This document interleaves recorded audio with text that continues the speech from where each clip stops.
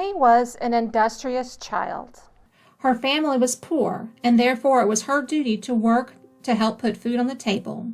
She had done so since she was very young, selling matchsticks in cold months and slightly wilted flowers in warm months.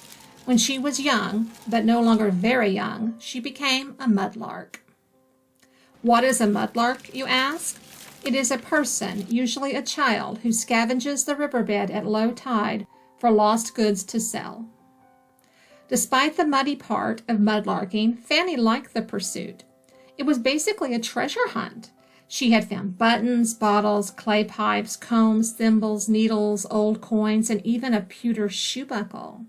These items were sold to the rag shop, and some days this made the difference between a bit of meat in the stew or not. One day an elegant woman emerged from a black carriage on the riverside. She watched the mudlarks with sad eyes. Specifically, she watched Fanny. Was she a reformer? Fanny had no time for reformers trying to deprive children of honest work. But when the woman summoned Fanny, Fanny went. You simply couldn't refuse a lady in such a fancy hat. I am the Countess of Grimwillow, the woman said. I need to find something I lost in the river, a very precious ring. You seem to be the best mudlark here. I am, my lady, Fanny said proudly. Good, then I shall hire you for this amount weekly. The Countess took a coin out of her purse, but Fanny couldn't see its size or color.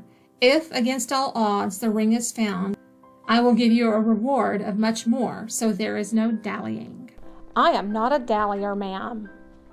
I suspected not. The Countess described the ring, then handed Fanny the coin, and said she would return at 3 o'clock in the afternoon every Monday to check on her progress. Fanny stared at the coin in her palm, amazed. It was large and gold. She had never seen one, only heard of them.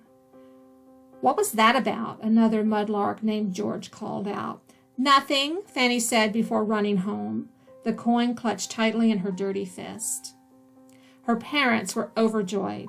Papa proclaimed they could eat a roast every night. Mama firmly corrected him, saying they would eat a roast for 3 nights and save the rest of the money for a better life after the Countess had tired of this whim. 13 weeks later, Fanny found a ring in a tangle of sunken rope. She didn't wipe it clean for a better look, not here with the other mudlarks watching. She pretended to hurt her foot and limped home. After her mother cleaned the ring, Fanny smiled. This was it. A gold band with a large ruby and an inscription inside that none of the family could read. They had never learned how. Fanny met the Countess in the safety of their home the next Monday. The lady was delighted, laughing and crying and hugging Fanny close. Oh, you clever girl, thank you, she exclaimed, handing Fanny a wooden box big enough to hold a small cat. It contained a fortune of gold coins. The family said goodbye to poverty and bought a cottage in the country.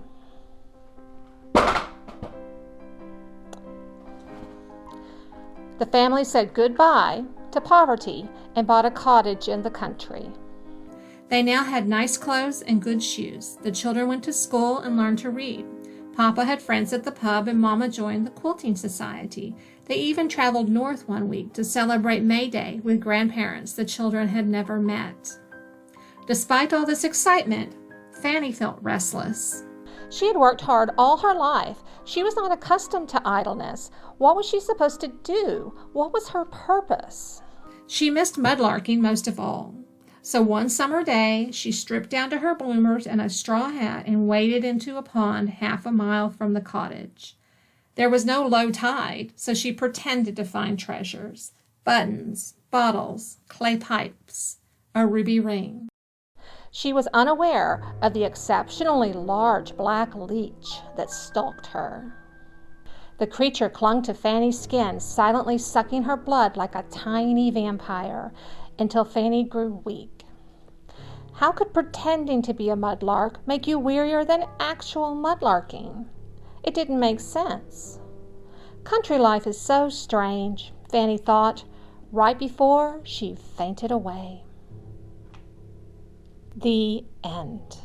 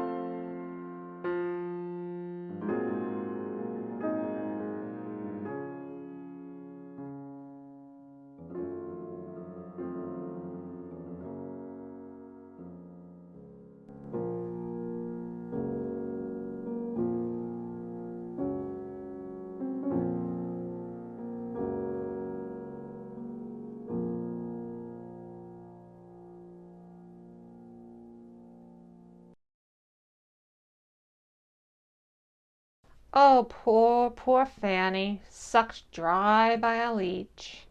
That's not a good way to go. I hope you just faint away. I don't know. So I would be interested to know how you think Fanny died. Why did she get sucked dry by a leech? What were the circumstances? Tell me the story in the comments below if you want to.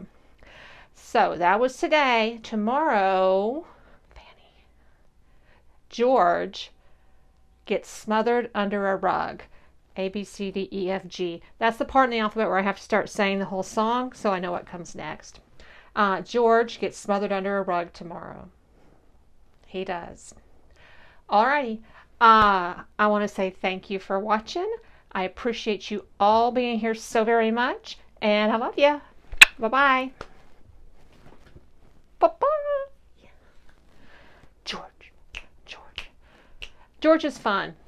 Tune in tomorrow. George is a criminal.